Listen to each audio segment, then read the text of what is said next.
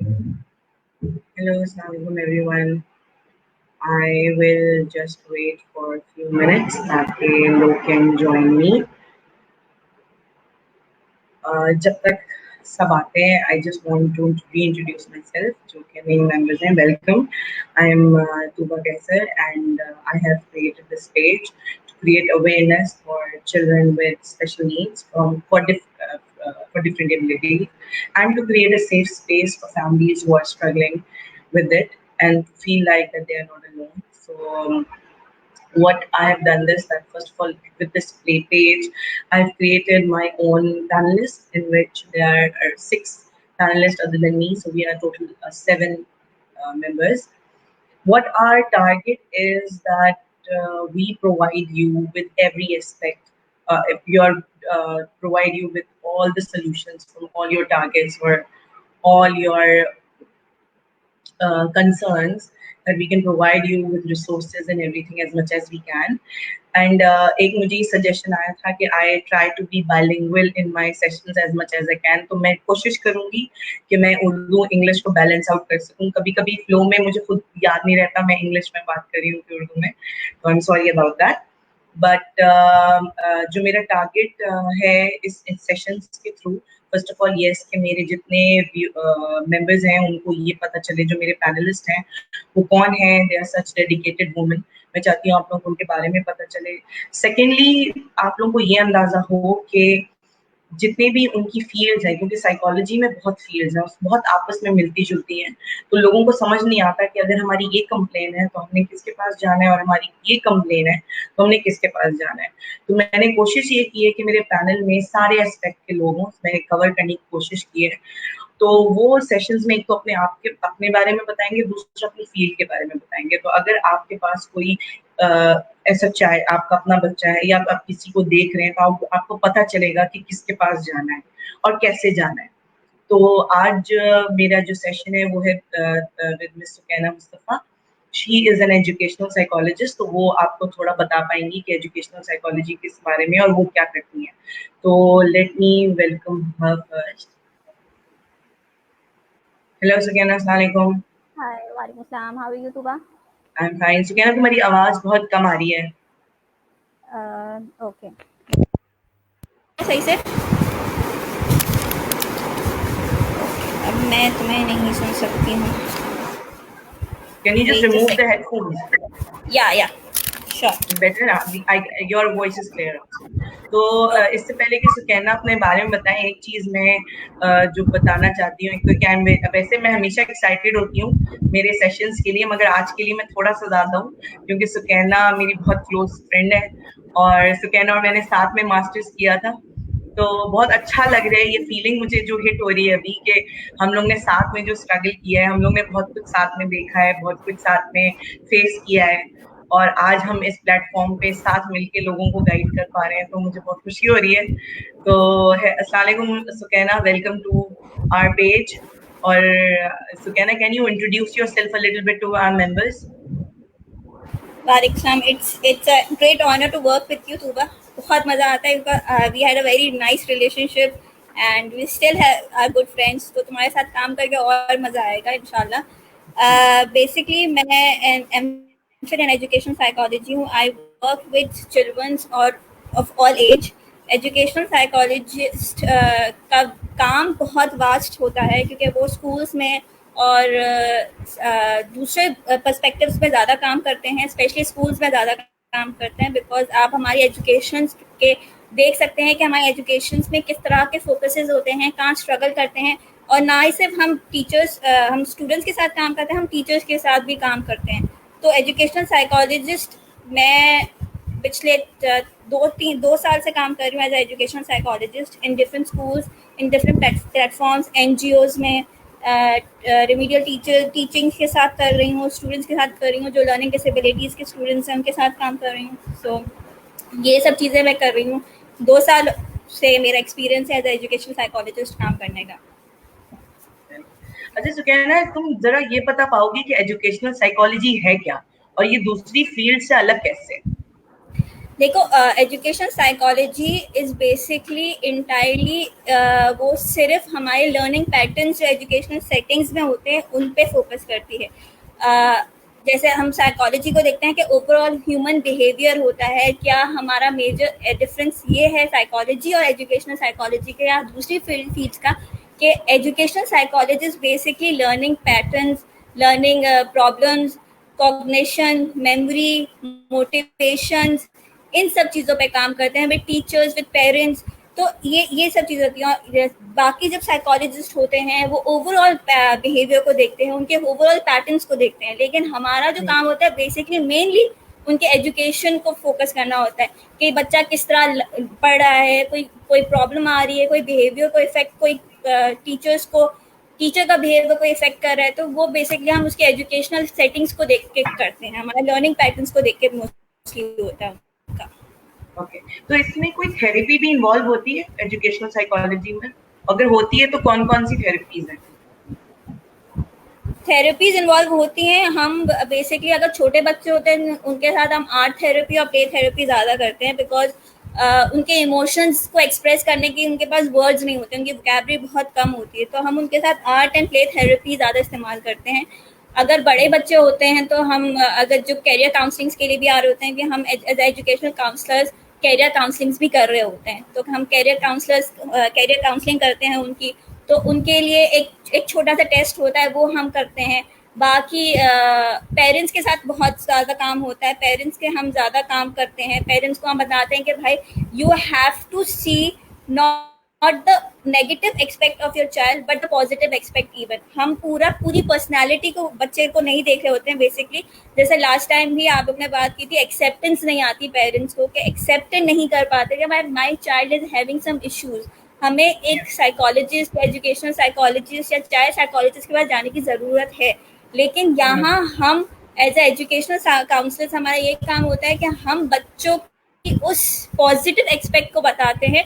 जैसे Gestalt theory है कि हम ओवरऑल पर्सनालिटी को उनको बता रहे होते हैं कि भाई your child is this and you don't have to focus on the negative expect of the child. हम चाह रहे हैं कि आप उनकी फोकस करें उसकी पूरी पर्सनालिटी को, जो उसकी पूरी पॉजिटिव ट्रेड्स है उसको फोकस करें, ना कि उसकी नेगेटिव ट्रेड्स को। बिहेवियरिज्म होती है, कंडीशनिंग होती है, हम क्लासिकल कंडीशनिंग के थ्रू उनका काम कर रहे होते हैं कि एक जैसे पैवलॉव की थ्योरी है कंडीशनिंग, क्लासिकल कंडीशनिंग की, तो हम उस पर काम कर रहे होते हैं।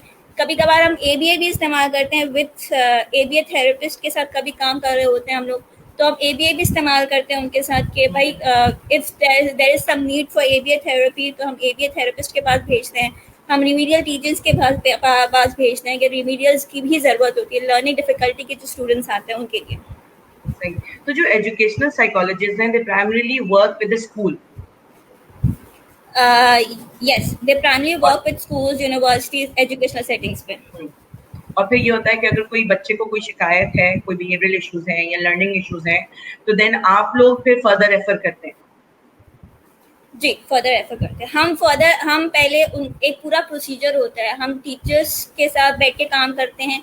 टीचर्स को हम बताते हैं कि टीचर्स हमारे पास कंप्लेंट्स लेकर आती हैं, हम लोग फिर ऑब्जर्वेशन करते हैं बच्चे की फॉर टू वीक्स। हम पूरा इंटायरली ऑब्जर्वेशन पीरियड होता है उस बच्चे का, फिर उस बच्चे के साथ बैठ के बात करते हैं, फिर उस बच्चे के दोस्तों से बात करते हैं, फिर पेरेंट्स से बात करते हैं। फिर जब हमें पूरा श्योरिटी मिल जाती है कि व्हाट चाइल्ड इज हैविंग, तो फिर हम फर्दर रेफर करते हैं कि अगर उसको रिमीडियल के लिए जाना है या ABA के पास जाना है, तो हम उनके साथ कोलैबोरेट करके काम करते हैं। ऐसा नहीं कि हम छोड़ देते हैं उनको, हम कोलैबोरेशन में काम करते हैं कि हम पूरा फीडबैक ले रहे होते हैं, उनसे पूछ रहे होते हैं। अगर हमारी ज़रूरत स्कूल के अंदर डेफिनेटली हमारी ज़रूरत होती है तो हम डेफिनेटली उनको पूरा फॉलोअप ले रहे होते हैं। टीचर से फॉलोअप हो रहा होता है, प्रिंसिपल से फॉलोअप हो रहा होता है, एडमिन से फॉलोअप हो रहा होता है हमारा। अच्छा, तो जो थेरेपीज इन्वॉल्व हैं इसमें, वो पर्टिकुलरली वो हैं जैसे अगर तुम लोगों को एज अ टीम काम करनी पड़ती है, आर देयर स्पेसिफिक थेरेपीज जो कि सिर्फ एजुकेशनल साइकोलॉजिस्ट करते हो? क्योंकि ये मदर्स ने मुझसे अक्सर इनबॉक्स में पूछा है, तो ये थोड़ी सी कंफ्यूजन होती है। स्पेसिफिक थेरेपी हम अगर हमें लगता है कि हम डील कर सकते हैं तो हम वही प्ले थेरेपी और आर्ट थेरेपी ज़्यादा यूज़ करते हैं। उसके अलावा हम कोई थेरेपी ज़्यादा करते भी नहीं है, क्योंकि आप छोटे बच्चों के साथ सिर्फ आप प्ले थेरेपी और आर्ट थेरेपी करते हैं। क्योंकि art therapy is the way of expressing your emotions, your thoughts, unconscious thoughts basically. तो हम उन्हीं के साथ कर रहे होते हैं। और हमारे पास जो बच्चे आते हैं वो बेसिकली बिहेवियर इश्यूज के साथ ही आते हैं, क्योंकि बिहेवियर्स की वजह से उनके एजुकेशन पे इफेक्ट पड़ रहा होता है। तो हमें एक जड़ निकालने के लिए, बेसिक कॉज निकालने के लिए हमें उनके साथ आर्ट और प्ले थेरेपी ही करनी पड़ती है। सही। यहाँ पे मैं बस क्लैरिफाई कर दूं, अगर किसी को इतना पता नहीं है कि अनकॉन्शियस कॉन्शियस मतलब कि जो अभी हम सुन रहे हैं, अभी हम देख रहे हैं, जिसके बारे में हम अवेयर हैं। अनकॉन्शियस वो जिसके बारे में हम अवेयर नहीं है। तो ये तरीके जो हैं ये बच्चों को उनकी अंडरलाइन फ्रस्ट्रेशन, एग्रेशन, जो उनकी एंजाइटी है उसमें हेल्प करती है to let them out. Then they feel better, and when the children will feel better they will behave better. I think this is ये इन लोगों का ये कॉन्सेप्ट होता है इन जनरल। अच्छा सुकैना, एक चीज की, क्या एजुकेशनल साइकोलॉजी सिर्फ स्पेशल नीड्स के लिए है? बिल्कुल भी नहीं, ये हर बच्चे का ये होती है। बिकॉज स्कूल्स में आप वास्ट वैरायटी ऑफ स्टूडेंट्स देखते हैं, आप देखते हैं, क्योंकि जैसे मैं हूँ, मेरे पास एक केस आया था जब मैं काम कर रही थी एज ए स्कूल काउंसलर। बच्चा was very good, he was very nice, he was good in studies, but अचानक से वो चुप हो गया। उसने बिहेवियर इश्यूज दिखाना शुरू कर दिया, एग्रेशन दिखाना शुरू कर दिया। टीचर्स वर अनएबल टू सी कि क्या प्रॉब्लम आ रही है उसके साथ, क्यों ऐसा दिखा। बिकॉज टीचर्स मेरे पास आई थी कि मैम ये सही था, लेकिन अब पता नहीं क्या हो गया, अचानक से he is acting weird. And this word weird जो हम लगा देते हैं कि हम लोगों को लेबल करना शुरू कर देते हैं। तो मैं यहाँ प्लीज बोलना चाहती हूँ कि do not label your child. आप अगर जिस वक्त अपने आप बच्चे को लेबल करना शुरू कर देंगे, आप बच्चे को डीमोटिवेट करना शुरू कर देंगे कि आपने लेबलिंग करना शुरू कर दिया उनको। तो please do not label your child. अगर आपके बच्चे को लर्निंग डिसेबिलिटी भी है, लर्निंग प्रॉब्लम है, या कोई और बिहेवियर इशू है, ADHD है, do not label them. Because जब आप लेबल करना शुरू कर देते हैं, वहां बच्चे की पर्सनैलिटी खत्म होना शुरू हो जाती है। सो वहां पे ये हुआ, सेफ प्लेस उनके घर में ही नहीं होगा, और वो अपने पेरेंट्स या अपने फैमिली मेंबर्स पे ही ट्रस्ट नहीं कर पाएंगे, क्योंकि फिर वो वाली बात हो जाती है कि अम्मी से बात करने का फायदा नहीं, वो तो समझती है मैं झूठ बोल रही हूँ। अब्बू से बात करने का फायदा नहीं, वो ये समझ रहे हैं मैं पढ़ना नहीं चाह रहा हूँ। यू नो, ये सारी चीजें जब होते हैं तो वो बात करना छोड़ देते हैं, और इस तरीके से, और फिर उनकी एजुकेशनल सेटिंग्स पे भी। अच्छा, एक चीज मैं यहाँ पे क्लेरिफाई करना चाहूंगी। बहुत सारे पेरेंट्स ये होते हैं कि हमारा बच्चा घर में बहुत अच्छा बिहेव कर रहा है मगर स्कूल में बहुत बदतमीज है, वाइस वर्सा, कि स्कूल में बहुत अच्छा परफॉर्म करता है, बिल्कुल बदतमीज नहीं है, मगर घर में इंतहाई बदतमीज है। बदतमीज का मतलब बात नहीं मानता, कोई भी इंस्ट्रक्शंस फॉलो नहीं कर पा रहा, जवाब नहीं सही से दे रहा, इंटरेक्ट नहीं करता, अकेला ज्यादा बेहतर फील करता है। तो इसके बारे में Sukaina, how would as educational psychologist would describe this?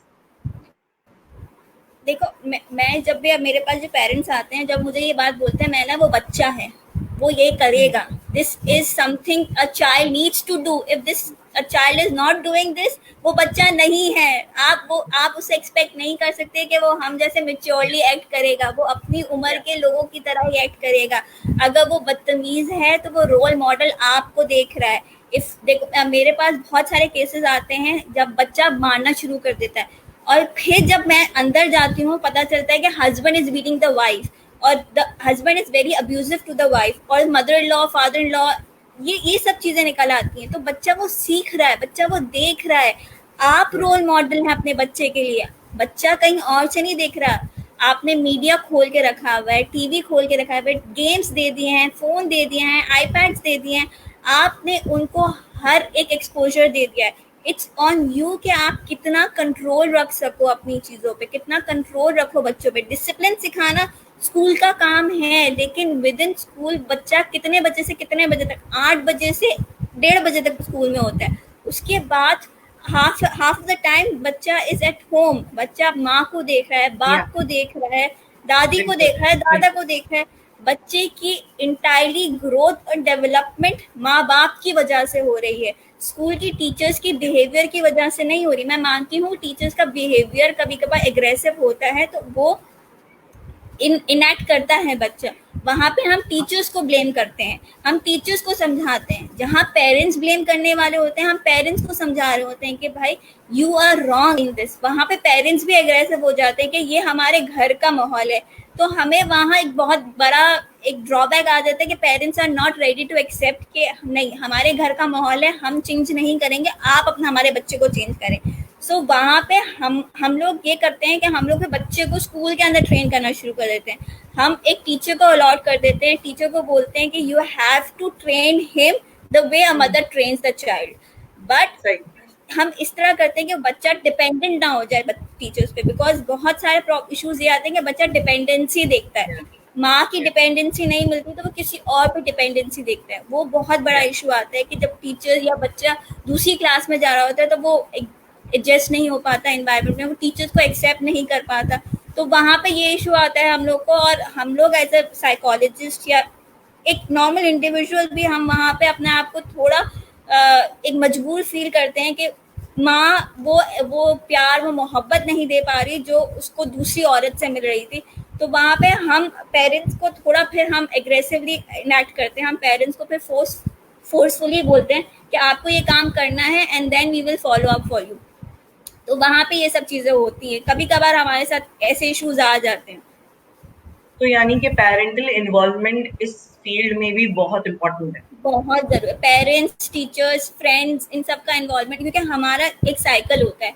हम as a educational psychologist teachers को इन्वॉल्व करते हैं, पेरेंट्स को इन्वॉल्व करते हैं, इफ नीडेड हम फ्रेंड्स को भी इन्वॉल्व करते हैं, बिकॉज आपकी जो पूरी लाइफ है वो इन्हीं के इर्द गिर्द रोटेट करती है। इसके अलावा आप कुछ भी नहीं है। आप टीचर से गुड मॉरल सीख रहे हैं, पेरेंट्स से आप वैल्यूज सीख रहे हैं, दोस्तों से आपका पता चल रहा है कि आपकी सोशल गैदरिंग क्या है, सोशल एनवायरनमेंट क्या है। तो इन सब चीज़ों का बहुत इफेक्ट पड़ता है आपकी पर्सनालिटी पे। तो बेसिकली हम इन सब चीज़ों को लोगों को इन्वॉल्व करके ही एक प्लान बनाते हैं, और उस प्लान के थ्रू हम काम करते हैं आगे, और फिर फॉलो अप्स होता है, हर 2 हफ्ते बाद फॉलो अप्स होता है। अच्छा Sukaina, what about those children जो कि एक ऐसे क्राइसिस से गुजर रहे हैं जिसमें इधर पेरेंट्स में से किसी की डेथ हो गई हो, या फिर सेपरेशन हो रही हो, डाइवोर्स हो रहा हो, जिसकी वजह से बच्चे पे जाहिर है एक अफेक्ट पड़ेगा। और अगर वो वल्नरेबल है, एक ऐसी एज में है, वो तो किसी भी एज में हो बच्चे पे अफेक्ट पड़ेगा। मगर अगर ऐसी वल्नरेबल एज में है जिसमें खुल के इस बारे में कोई बात भी नहीं कर रहा, माँ बाप घर में एक माहौल अजीब टेंस है, और वो बच्चा एकेडमिकली उस पे एक्सप्रेस आउट हो रहा है कि वो परफॉर्म पहले अच्छा कर रहा था, अब नहीं कर रहा है, तो वो कैसे डील होगा? देखो, अगर जैसे मैंने अगर वो बच्चा बहुत अच्छा था और वो अचानक से क्वाइट हो गया, तो बेसिकली मैंने जिस तरह अपने उसमें काम किया था, मैंने टीचर्स को इतना ट्रेन कर दिया था कि उनकी ऑब्जर्वेशन स्किल्स बहुत अच्छी हो गई थी। उनकी इतनी ऑब्जर्वेशन स्किल्स हो गई थी कि वो लोग पहचान लेते थे कि कुछ ना कुछ प्रॉब्लम चल रही है, and they try to get the hint of it कि भाई क्या प्रॉब्लम है। बच्चों को, उनको समझ नहीं आता था, बेसिक इशू समझ नहीं आता था, लेकिन उनको पता चल जाता था कि प्रॉब्लम आ रही है। तो यहाँ टीचर्स की ऑब्जर्वेशन स्किल्स भी बहुत अच्छी होनी चाहिए। टीचर्स ऑब्जर्व करेंगी तो फिर आगे आगे चीज़ बढ़ेगी। फिर हम उसके साथ, बच्चे के साथ बैठ के पहले हम खेलते हैं, इधर उधर की बातें करते हैं, फैमिली के बारे में पूछते हैं, 2-3 आर्ट थेरेपी हम शुरू करते हैं उसके साथ। शुरू में हम उसको एक फुल स्पेस दे देते हैं, उसको फ्री हैंड दे देते हैं कि आपको जो करना है आप करो, उस विद इन द एनवायरनमेंट। आपको खेलना है खेलो, आपको ड्राइंग करना है ड्राइंग करो। विथ टाइम 1-2-3 सेशंस के बाद फिर हम उस पर काम करना शुरू करते हैं, उसकी आर्ट थेरेपी करना शुरू करते हैं। जैसे मेरे पास क्लाइंट था, his father died, he was 4 years old and he could not get out of that trauma, because उसने अपने वालिद को अपने आंखों के सामने मरते हुए देखा था। He expired in front of him. तो वो बिल्कुल चुप हो गया था। At 4 years he died, और 7 साल का था, 6 साल का था जब वो मेरे पास आया था। तो 2 साल वो किसी से कुछ नहीं बात कर रहा, वो बस काम करता था, चला जाता था। तो आर्ट थेरेपी के थ्रू इस तरह पता चला कि he still missing his father and he is not ready to accept कि वो फादर जा चुके हैं। फिर हमने उसकी मदर के साथ काम किया थोड़ा बहुत, हमने उसके घर का माहौल थोड़ा चेंज करवाया। हमने कहा कि नहीं, अगर आप फादर की बार बार करेंगे, सो लेकिन वो चले गए हैं, वो वापस नहीं आने वाले। You have to make him accept the reality of it. Reality accept करने के थोड़े बहुत तरीके हमने उनको समझाए, और वो फिर माशाल्लाह से he is doing well in school, he is being fine in school.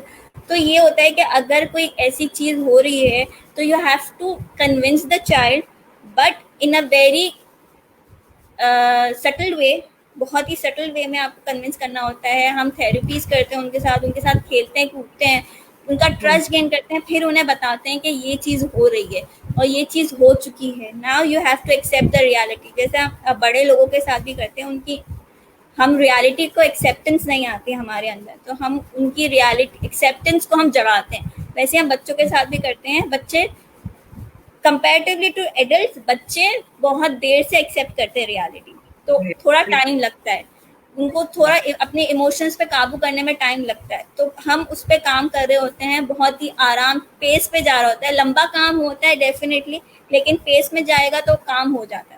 And I really want to tell my members over here, क्योंकि जिस तरीके के क्वेश्चंस आते हैं, मैं सबसे पहले तो सबको ये बताना चाहती हूँ कि चाहे कोई बड़ा ट्रॉमा हो, चाहे आपने सिर्फ उसका कमरा चेंज किया हो, चाहे आपने घर शिफ्ट किया हो, ये भी एक ट्रॉमा होता है बच्चे के लिए। Adjusting to a new environment is a trauma. बिल्कुल। सो प्लीज हमेशा बच्चों को टाइम दें, लेट देम एडजस्ट। उनसे एक्सपेक्ट मत करें कि जैसे आपने एकदम से सब चीज हैंडल कर ली है वो भी हैंडल कर सकते हैं। ऐसा नहीं है, सबके अपने तरीके होते हैं, सब अलग अलग डिफरेंट तरीके से शो कर पाते हैं, डील कर पाते हैं। तो बच्चे तो और वल्नरेबल होते हैं, तो उनको ये मार्जिन मिलना चाहिए। और secondly Sukaina, what about self harm? अगर बच्चे में सेल्फ हार्म टेंडेंसीज हैं तो और फैमिली को नहीं पता, तो उसको कैसे डील करें? देखो, उस पर फिर हम ज़्यादा काम नहीं कर सकते, बिकॉज जब हम डिटेक्ट कर लेते हैं कि ये चीज़ हो गई है, तो वो फिर डिप्रेशन की टेंडेंसीज आ जाती हैं। तो हम उसको फिर चाइल्ड साइकोलॉजिस्ट के पास रेफर कर देते हैं, बिकॉज एज एजुकेशनल साइकोलॉजिस्ट हमें एक्सपीरियंस है, हम कर सकते हैं। लेकिन फिर मेनली वो फोकस होता है कि हमें इन्वॉल्वमेंट करनी पड़ती है पेरेंट्स और सबकी। और विथ अगर चाइल्ड रेडी नहीं है कि मैं पेरेंट्स को बता दूँ या स्कूल को बता दूँ, तो हमें फिर उसको चाइल्ड साइकोलॉजिस्ट पर रेफर करना होता है, बिकॉज वो फिर डिटेल थेरेपी होती है। डिटेल थेरेपी में जाके फिर वो सब चीज़ों के इश्यूज और इन सब चीज़ों के बारे में वो एक एक करके काम करती है। तो वो उसकी पूरी ओवरऑल बिहेवियर को ज़्यादा देखेगी, ना कि एजुकेशनल पर्सपेक्टिव को। तो बेसिकली हम फिर उसको रेफर कर देते हैं चाइल्ड साइकोलॉजिस्ट के पास। और एक ये कि जो स्कूल्स एक्सेप्ट नहीं करते हैं एजुकेशनल मतलब they don't want any counsellor on board, they don't want any psychologist on board, and parents जो बच्चे इस स्कूल में जाते हैं और वहाँ पेरेंट्स चाहते हैं कि हम अपने बच्चे को कहीं रेफर करें, तो क्या एजुकेशनल साइकोलॉजिस्ट प्राइवेटली भी काम करते हैं? जी बिल्कुल करते हैं, प्राइवेटली भी काम करते हैं एजुकेशनल साइकोलॉजिस्ट। ज़रूरी नहीं है कि वो एक स्कूल में भी हों। एज ए एजुकेशनल साइकोलॉजिस्ट आप उनसे बात कर सकते हैं। जैसे I have my own setup, तो मैं वहाँ एज ए एजुकेशनल साइकोलॉजिस्ट काम कर रही हूँ, एज ए काउंसलर काम कर रही हूँ। सो ज़रूरी नहीं है कि आप स्कूल के साथ ही इन्वॉल्व हो, आप अलग से भी काम कर सकते हैं। आप किसी एनजीओ में भी बैठ के काम कर सकते हैं, आप कहीं भी काम कर सकते हैं। बट ये है कि आप एजुकेशन, अगर आपको स्कूल के अंदर कोई प्रॉब्लम आ रही है, बेसिकली हाँ यहाँ ये होगा कि आप स्कूल के अंदर कोई प्रॉब्लम आ रही है, स्कूल के साथ कोई प्रॉब्लम आ रही है, तो फिर एजुकेशन साइकोलॉजिस्ट के तौर पे हम उस स्कूल को एक कॉल कर देंगे, एक बता देंगे, these are the problem the child is facing, please look into it. क्योंकि हमारा वहाँ होल्ड नहीं होगा कि हम वहाँ चीज़ चेंज करवा सकें बेसिकली। तो फिर पेरेंट्स को हम बोलते हैं, फिर पेरेंट्स कम्युनिकेशन रखती हैं एज एडमिन के साथ, बिकॉज पेरेंट्स का कम्युनिकेशन एडमिन के साथ जितना अच्छा होगा उतना बेहतर होगा बच्चे के लिए। सही। अच्छा, और उन स्कूल्स को Sukaina, what do you want to say जो स्कूल्स नहीं रखते हैं कोई काउंसलर, साइकोलॉजिस्ट और टीपी एजुकेशनल साइकोलॉजिस्ट ऑन बोर्ड, और कोई भी एजुकेशनल साइकोलॉजिस्ट या कोई भी काउंसलर का स्कूल सेटिंग में होना क्यों जरूरी है? देखो उन स्कूल्स को मैं सिर्फ इतना कहना चाहूँगी कि आप अपने बच्चों का फ्यूचर ख़राब कर रहे हैं। हमारी नई जनरेशन्स जो घर के अंदर बहुत सारे ट्रॉमास लेकर आ रही होती है, वही ट्रॉमा स्कूल्स में भी लेकर आते हैं। हम वो ट्रॉमा, वो बिहेवियर, वो चीज़ें हम दूसरे बच्चों के साथ कर रहे होते हैं, और दूसरा बच्चा भी इफेक्ट हो रहा होता है, आपको नहीं पता। इनडायरेक्टली वो बिहेवियर, वो एक्शन दूसरे बच्चों को कितना, बुलिंग का बिहेवियर देख लो, अगर आप एक दफा बुली हो गए हो, तो वो कहीं ना कहीं दिल में रख के अपने नेक्स्ट जो बैच आएगा उसके साथ बुलिंग करेंगी। और सिर्फ वो नहीं जो बुली हुए हों, वो जो कर रहे हैं वो भी साइकोलॉजिकली अफेक्टेड हैं, और कहीं ऑब्वियसली ना कहीं उनके घर में उनको इतना सबमिसिव करके रखा जाता है कि they explode in a setting where they feel they are powerful, तो वो अपनी पावर निकालने बिल्कुल की कोशिश करते हैं। और आई एग्जैक्टली थिंक फॉर इंस्टेंस मुझे क्यों लगता है कि कोई भी काउंसलर का स्कूल में होना या एजुकेशनल साइकोलॉजिस्ट का स्कूल में होना जरूरी है, क्योंकि फॉर इंस्टेंस वो बच्चा जो कि अपने आप को बहुत पावरफुल समझता है negatively in a school setting, but at home he is so quiet and he is completely submissive, तो in school setting I would be able to see how is he behaving. तो मैं उस setting में, उस environment में क्या triggers हैं, क्या चीजें हैं जो कि उस नेगेटिव बिहेवियर को फीड कर रही हैं, तो मैं उसको उस बिल्कुल एनवायरनमेंट में देख पाऊंगी, तो मैं ज्यादा हेल्प आउट कर पाऊंगी। बिल्कुल बिल्कुल बिल्कुल बिल्कुल तो सही आई बात थिंक है। ना कि मुझे कोई टीचर कंप्लेन करे या फिर मुझे कोई पेरेंट्स कंप्लेन करे, of course I can work on that, but जब तक हम एक एनवायरनमेंट में और उधर ही बैठे हुए देखते हैं, it is more effective what I believe. बिल्कुल, क्योंकि देखो एजुकेशनल साइकोलॉजिस्ट सिर्फ क्लासरूम में ऑब्जर्वेशन नहीं करता, और प्ले ग्राउंड में भी कर रहा होता है, आपके लंच टाइम में भी कर रहा होता है, आपसे अलग से बैठ के रैंडमली किसी बच्चे के साथ आपको बिहेवियर और लगेगा, आप बैठ के बात कर रहे होते हो, आप पूरे स्कूल में घूम रहे होते हो, आप एक जगह बैठ के काम नहीं कर रहे होते हो। तो हम एज ए एजुकेशनल साइकोलॉजिस्ट हम ये कर रहे होते हैं कि हम कहीं ना कहीं हमारी, देखो हम जब, हमें भी जब कोई मोहब्बत से बात करेगा, मोहब्बत शफकत से हाथ फेरेगा, तो हम उसके साथ कहीं ना कहीं अटैच्ड हो जाते हैं। तो ये चीज होती है कि कोई एक स्ट्रेंजर भी आपसे अगर प्यार से बात करेगा, तो आप आके नेक्स्ट डे आके जरूर एक छोटी प्रॉब्लम भी जो आपको बॉदर कर रही है ना, वो आके आप जरूर डेफिनेटली करोगे ना, यू होप कि आप उसकी मदद कर सको। वो भी बच्चा भी आके आपको यही बोलता है कि मिस मैं आपके पास इसलिए आया हूँ क्योंकि मुझे पता है आप मेरी हेल्प कर सकोगे, क्योंकि आप ही मुझे समझते हो। यस, तो वो चीज होती है। तो यस, काउंसलर्स बहुत जरूरी है, काउंसलर स्कूल में बहुत जरूरी है, ना कि बच्चों के लिए, टीचर्स के लिए भी जरूरी है। उनके टीचर्स यस, की मेंटल हेल्थ भी इफेक्ट करती है। टीचर्स अपने यस, घर में काम कर रहे होते हैं, अपने अपने बच्चों के साथ काम कर रहे हैं, देन अपेरेंटली वो स्कूल में काम कर रहे होते हैं, 8 to 2 उनकी जॉब होती है, उसके साथ बच्चों को देखना, एडमिन को देखना, एडमिन की सारी रिक्वायरमेंट्स को पूरी करना, तो उनके मेंटल हेल्थ पे कितना इफेक्ट पड़ता है कोई नहीं देखता। तो टीचर्स के लिए भी as a counsellor, educational counsellor बहुत जरूरी है, क्योंकि वो उनके साथ भी काम कर रहे होते हैं, उनके लिए भी बेनिफिट होता है। Yeah, and I am very optimistic now, क्योंकि कुछ साल पहले मेरे ख्याल से स्कूल्स एक्चुअली अवॉइड करना चाहते थे, बिकॉज वो ये समझते थे कि पेरेंट्स बोलेंगे कि क्या मतलब आप पता नहीं क्या कर रहे हैं आप बिल्कुल हमारे बच्चों के साथ, पता नहीं आप हमसे पूछे बगैर थेरेपी ना कर दें। बट अब बड़े से बड़े स्कूल, मैं कराची ग्रामर में पढ़ाती हूँ, आई एम सो प्राउड कि अब वो स्कूल भी बच्चों को प्लेटफॉर्म देता है, there is a counsellor on board all the time. ये चीज ऑफ इतनी कोर्स। अहम है, अब सारे बड़े school, British overseas, Karachi grammar, सब ने ये चीज शुरू की है, तो अब इसका मतलब है कि इसकी कोई अहमियत है। बिल्कुल, क्योंकि देखो छोटे से छोटे स्कूल्स में भी कहीं ना कहीं अब उनको लग रहा है कि उनको नीड है। बड़े हम्म, स्कूल्स ने तो चलो उनको कर लिया, लेकिन छोटे से छोटे स्कूल्स में भी शुरुआत हो गई है, and this is very important. ना कि मैं बोलूँ या कि कोई भी आपको कहीं भी कोई प्रॉब्लम आए, आप एंग्जाइटी में भी हो, आपको पैनिक अटैक भी आ रहा हो, आप you go to the counselor, you go to a yes, clinical psychologist, you need someone to listen to you। Catharsis करने के लिए आपको कोई चाहिए। आप जरूरी नहीं है कि आपको कोई समझे, आप बस आपको बैठ के आपको कोई बात सुन ले, आपका दिल हल्का हो जाता है। तो यू नीड समवन, और आप किसी स्ट्रेंजर के साथ ही इतना कंफर्टेबल फील कर सकते हो कि आपको लगता है कि वो जज नहीं करेगा। जो हमारी सोसाइटी में सब फर्स्ट ऑफ ऑल जो एक प्रॉब्लम आती है जजमेंट की, कि हम जज करेंगे।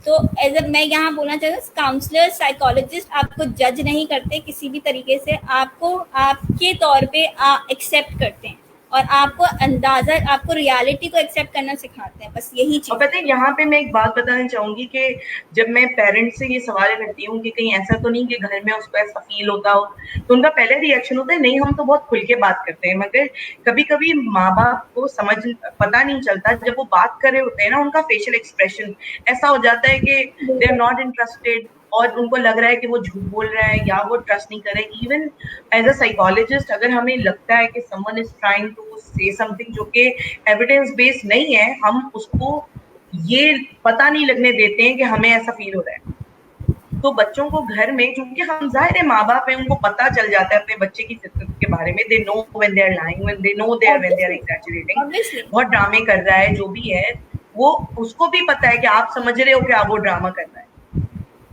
तो उसको कैसे बिल्कुल पता?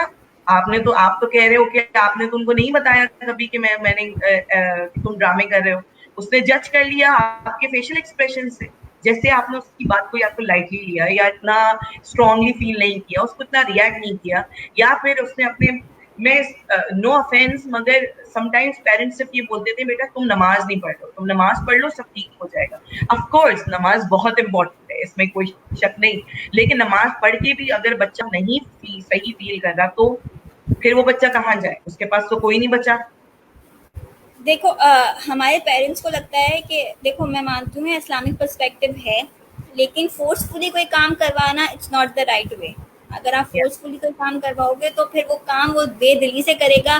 और मैं हमेशा कहती हूँ, मेरे पास जो भी लोग आते हैं नमाज नहीं पढ़ते हैं, मतलब आप जबरदस्ती पढ़ाते हैं तो वो पेरेंट्स बोलते हैं हाँ हम तो जबरदस्ती पढ़ाते हैं, मस्जिद ले जाते हैं। मैंने सुने अल्लाह को ऐसी इबादत नहीं चाहिए, अल्लाह नहीं चाहता कि बेदिली से कोई उसके पास आए। It's a joke part, but I उसको ऑलवेज ये से दैट समझाएं कि इसकी जरूरत क्या है। ये चीज क्या हमारा जरूरत रिलीजन है। भी अलाउ करता है, इवन हमारे अल्लाह अलाउ करते हैं कि क्वेश्चन करो। जितना हम ऑब्वियस क्वेश्चन करेंगे, जितना हम बच्चों को एबिलिटी ये प्लेटफॉर्म देंगे कि पूछो, उतना वो करीब आएंगे अल्लाह के। ये एक है ऑब्वियस कि जैसे एक बच्चा आता है और बोलता है भाई फॉर इंस्टेंस कि अम्मी मैं नहीं मानूंगा अल्लाह को क्योंकि मुझे तो नहीं दिख रहे। हम क्या बोलते हैं, हम या तो उसको चमाट लगा देंगे या फिर बोलेंगे तौबा करो तौबा करो, ये बिल्कुल गलत बात है। तुम उस आपने उनको एक्सप्लेन करना है, वो तो उसका क्वेश्चन वहीं का वहीं है। देखो बच्चों का दिमाग है ना बिल्कुल कंप्यूटर की तरह चलता है, फास्ट। उनके पास बहुत सारी, और आजकल हमारे पास फोन के अंदर इतनी सारी इंफॉर्मेशन हमें मिल गई है इंटरनेट पे कि बच्चा कुछ भी करेगा उसको सर्च करना मिल जाएगा। यस, हमें विच एक इज नया सो हार्मफुल। Very harmful. एंड हमें इस्लामिक पर्सपेक्टिव यहाँ पे पेरेंट्स की ड्यूटी डबल हो गई है। हमारे वक्त पे पेरेंट्स इतना वो नहीं करते थे। हमारे वक्त में पेरेंट्स ने हमें बता दिया कि ये करना है and we used to follow it. Right now अब बच्चे क्वेश्चन करते हैं, अगर मैं नमाज पढ़ूं तो क्या होगा, अगर मैं रोजा रखूं तो क्या होगा, अगर आप हज करने जाओगे तो क्या होगा। इसके जवाब आपको फुल प्रूफ देने पड़ते हैं, आपको एविडेंस देने पड़ते हैं, और इस तरह देने पड़ते हैं कि बच्चा समझ भी जाए और वो इस्लाम से हटके भी ना हो, इस्लाम के इर्द गिर्द ही हो, इस्लाम के पर्सपेक्टिव के तौर पे हो। और तो यहाँ उसके पे मेंटल लेवल पे हो, ऑफ कोर्स क्योंकि और उस ना ही सिर्फ मेंटल इस रिलीजियस कोई भी सवाल हो। अगर एक कोई भी बच्चा सवाल हो। आता है और वो कॉम्प्लीट मुझसे अक्सर ये बच्चे इतने वियर्ड सवाल करता रहता है, मैं तो थक गई। ये आप उन माओं से पूछें जिनके बच्चे अब तक बात नहीं कर सकते, आप उन माओं से पूछें जो उनके बच्चे नॉन वर्बल हैं, वो एक मामा सुनते हैं और उन माओं की ईद होती है। तो आप ये समझने की कोशिश करें कि बहुत कितना बड़ा दिक्कत। गिफ्ट है कि आपका बच्चा क्वेश्चन कर रहा है, क्यूरियस है। मैंने अपनी पिछली वीडियो में भी बोला था कि ये बच्चे जो स्पेशल नीड्स के होते हैं, इनकी इतनी हाई नीड्स होती हैं, हाई डिमांड होती है, which I understand, but with that उनकी इतनी अच्छी क्यूरोसिटी होती है, इतनी अच्छी परसिस्टेंस होती है। अगर हम उनको सही तरीके से फीड करें तो वो बच्चे कहाँ से कहाँ पहुंच सकते हैं। बहुत ज़रूरी है क्योंकि देखिए स्पीच थेरेपी के थेरेपिस्ट के जो बच्चे होते हैं, जो स्पीच डिलेड बच्चे होते हैं, जिनके माइंड स्टोन डिले होते हैं, डेवलप नहीं होते हैं, उनकी माएँ एक डिप्रेशन में चली जाती है, उनकी माँ डिसहार्टेड हो जाती है कि हम अपने बच्चों को वैसे ट्रीट नहीं कर सकते। जो बहुत सारे बच्चे आते हैं, यू ऑल्सो नो ADHD के बच्चे बहुत हाइपर होते हैं, उनको संभालना इतना मुश्किल होता है कि वी कांट कंट्रोल देम। और उनकी माएँ आई रियली सल्यूट देम कि वो किस तरह कंट्रोल कर रही होती है, ना कि ADHD के बच्चे, ऑटिस्टिक बच्चे, जो स्पीच डिले के बच्चे होते हैं। हर माँ उनके लिए मेरे लिए अलग, मेरे दिल में अलग एहतराम है क्योंकि उनको पता है कि उनका बच्चा स्ट्रगल कर रहा है and with them they are even struggling, not with the child, even with the society and with the family even. लेकिन हमें उनको ये एहसास दिलाना है कि we are with them, not हम सिंपैथी नहीं देना चाह रहे उनको, हमें उनको सिंपैथी की जरूरत नहीं है, उन्हें सिर्फ एक छोटी सपोर्ट की जरूरत है। बताना चाह रहे हैं कि भाई हम हैं तुम्हारे साथ, if you need we are there for you. That's the only word the parent want to listen. वो आपकी मदद नहीं मांगेंगे, वो आपके पास नहीं आएंगे अगर आप इस डर से उनके पास नहीं जा रहे कि नहीं अगर मैंने उनको ये बोल दिया तो वो अगले हफ्ते मेरे पास आ जाएंगे। नहीं, वो आपके ऊपर डिपेंडेंट नहीं है, वो अपने खुद के ऊपर डिपेंडेंट है। उन्हें पता है कि अपने बच्चों को किस तरह डील करना है उन्हें। बस आपके वो 2 अल्फाज उनके लिए एक मोटिवेशन है, उनके लिए स्ट्रेंथ है। और आप अगर बोल देंगे तो उनका दिन बन जाएगा कि उनको लगे, और अगर आप उस बच्चे की तारीफ भी कर देंगे कि ये बच्चा कितना अच्छा है, तो उनको लगेगा कि उन्होंने कुछ अचीव किया है. These are the positive encouragement, positive motivation towards it. तो मैं तो ये हमेशा कहती हूँ कि नहीं, आपका बच्चा दुनिया का सबसे अच्छा बच्चा है. एंड आप एक लकी मदर हैं, आप लकी फादर हैं, that Allah has gifted you this child. Allah wanted कि उसकी माँ एक स्पेशल औरत हो, इसलिए उसने ये दिया. वरना वो किसी और को भी ऐसा बच्चा दे सकते थे, लेकिन उन्होंने आपको ये दिया because he is special and he wants his mother to be special. That is the only thing. Very best है ना, सही बात है. ये माओ को जितना बच्चे को सुनने की जरूरत है ना, उतनी माओ को भी सुनने की जरूरत है, क्योंकि जितनी उनकी स्ट्रगल है ये बाकी सल्यूट है उनपे, जिस तरीके से वो मेहनत करती हैं. और मैं इतनी खुश होती हूँ जिस तरीके से सुकैना ने भी देखा होगा कि किस तरीके से मदर्स हमसे बात कर रही होती हैं अपनी प्रॉब्लम्स को लेके, और जितनी डेडिकेटेडली. तो आई रियली एडमायर देम. अच्छा सुकैना, इन दी एंड मैं तुमसे पूछना चाहूंगी कि what is neurodiversity for an educational psychologist? How important is it? देखो, neurodiversity for educational psychologist is as important as other field of psychology. क्योंकि एजुकेशनल साइकोलॉजिस्ट बहुत सारे लोग, देखो हमारे यहाँ अभी भी इंक्लूजन ऑफ एजुकेशन नहीं है. हमारे यहाँ बहुत सारे स्कूल्स इंक्लूजन नहीं मानते हैं.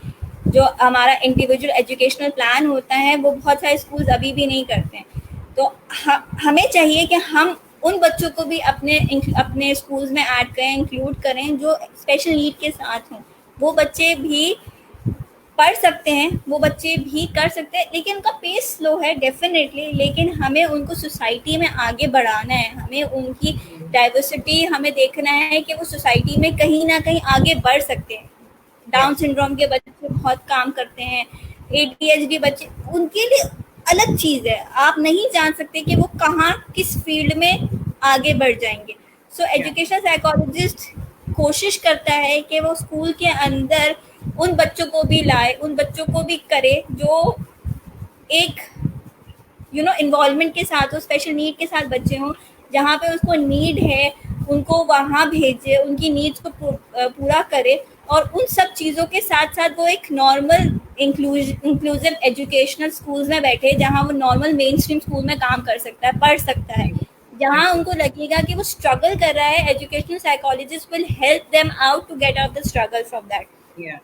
उस जगह से नहीं निकालेगी, लेकिन हाँ उस स्ट्रगल से निकालेगी, उस स्ट्रगल को थोड़ा मिनिमाइज कर देगी, लेकिन वो उस जगह से नहीं निकालेगी उसको. बेसिकली ये है एजुकेशनल साइकोलॉजी.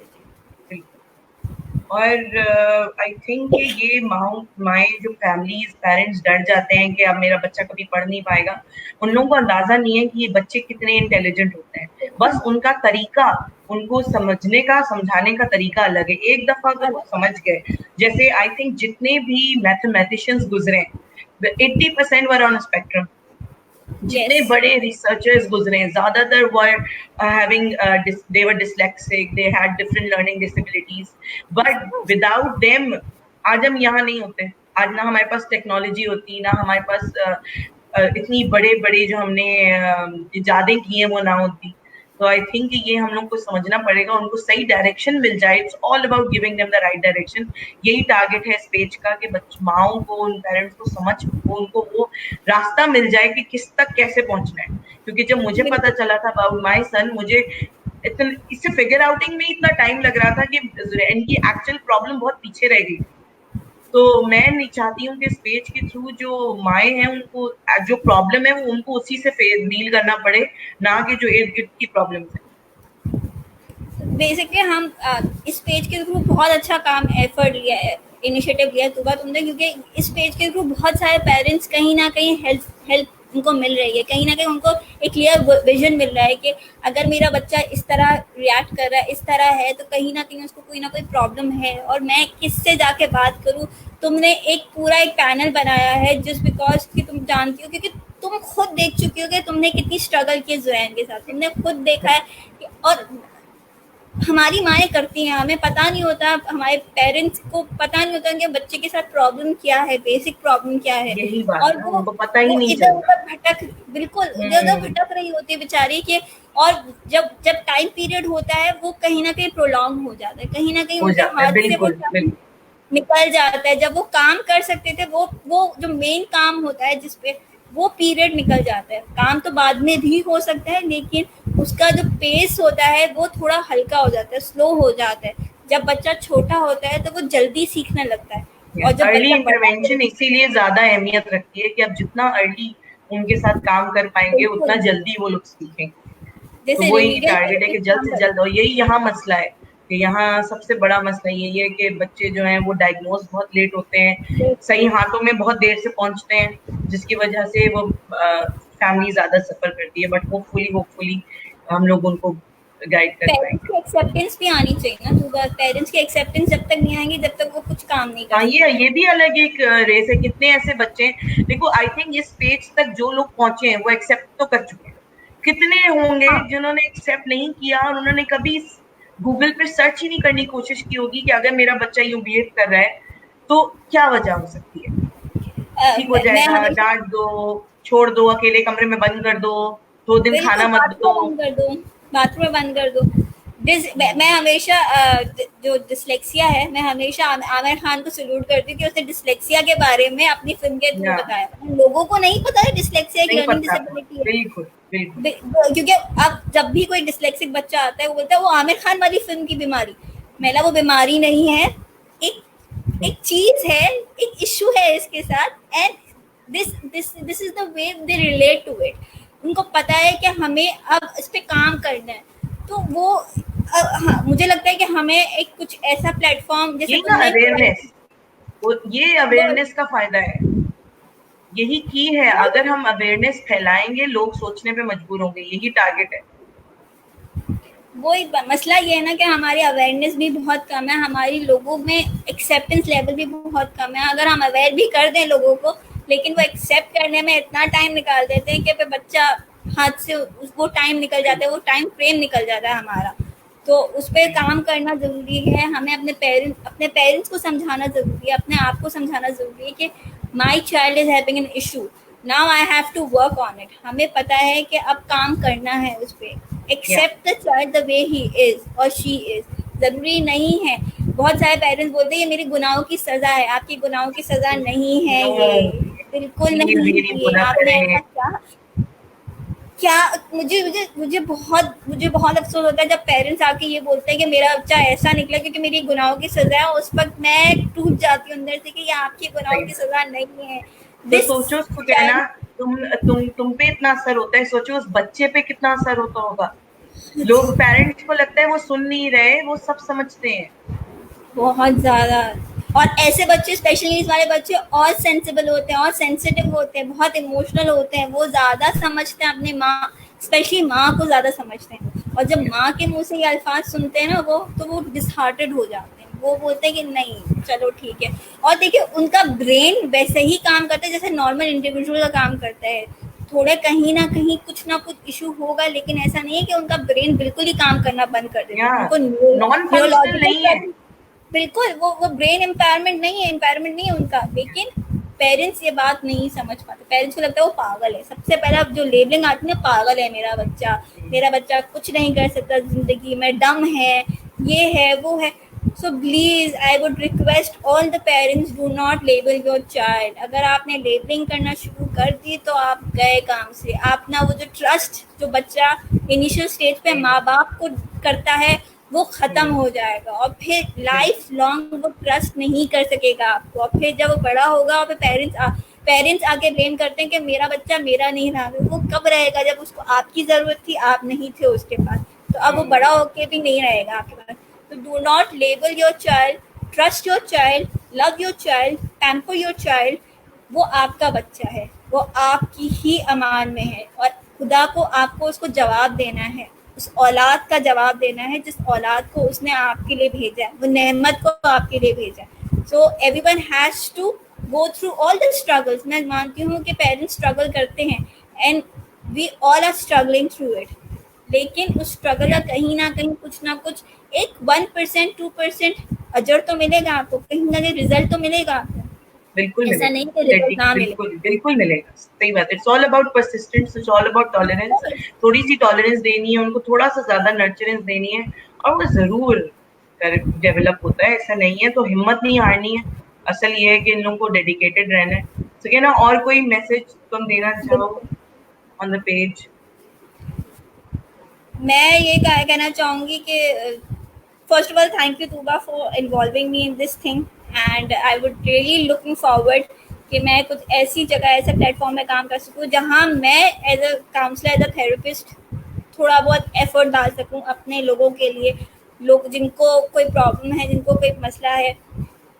मैं सिर्फ यही कहना चाहूंगी, accept the way that your child is, whether it's a normal, a young child, whether it's a teen, whether it's an adolescent या कोई बड़ा, accept the way they are. Do not expect कि वो कुछ out of exceptional जाके कोई काम करेंगे। उनको एक्सेप्ट करोगे, जब आप लोग उनको एक्सेप्ट करना शुरू कर दोगे, वो लोग अपने आप को एक्सेप्ट करना शुरू कर देंगे, वरना बिल्कुल उनकी बिल्कुल। एग्जिस्टेंस को वो लोग ब्लेम करेंगे, and we yes. Don't want कि वो अपना ब्लेम करें, क्योंकि फिर ये होता है कि जब लोग अपनी एग्जिस्टेंस को ब्लेम करना शुरू कर देते हैं, तो खुदा ना खासा वो सुसाइड की तरफ जाते हैं। So we don't want that. So या accept the way they are, love them the way they are. वो लोग भी अपने आप को प्यार करना शुरू कर देंगे, अपने आप को एक्सेप्ट करना शुरू करेंगे। Love your self, love others, that's the only message I can give. सही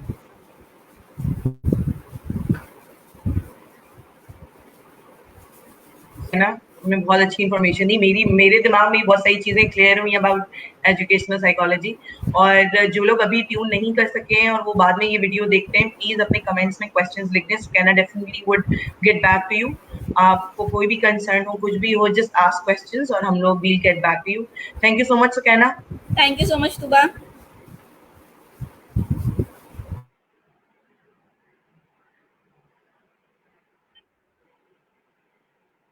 Okay, guys, we had Sukaina today. She is an educational psychologist. She is one of my panelists. अगर आप लोगों ने वीडियो मिस कर दी है, that's okay. It will be on my page.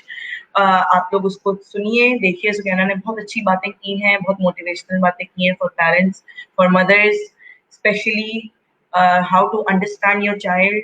So please आप ये देखिएगा। कोई क्वेश्चन है तो कमेंट्स में लिख दीजिएगा। Sukaina will get back to you, I will get back to you, and inshallah with the next session soon, that will be on Saturday. I will post about that on my page. So thank you for watching, thank you for listening. In the end, I just want to say कि अपना ख्याल रखें, बच्चों का ख्याल रखें। और feedback मुझे मिल रहा है in the inbox, and I am so thankful. आप लोग मुझे ये मोटिवेट करते हैं, तो मुझे अच्छा लगता है। तो प्लीज कीप डूइंग दैट। कोई नेगेटिव, इवन क्रिटिसाइज करना है, आप जरूर करें, बिकॉज आई वुड नो कि मैं कहाँ कमी है, तो मैं उसको भी पूरा कर पाऊँ। एनीवेज, इंशाल्लाह फिर I will meet you guys on Saturday, and I'll have a session with another panelist. Allah Hafiz.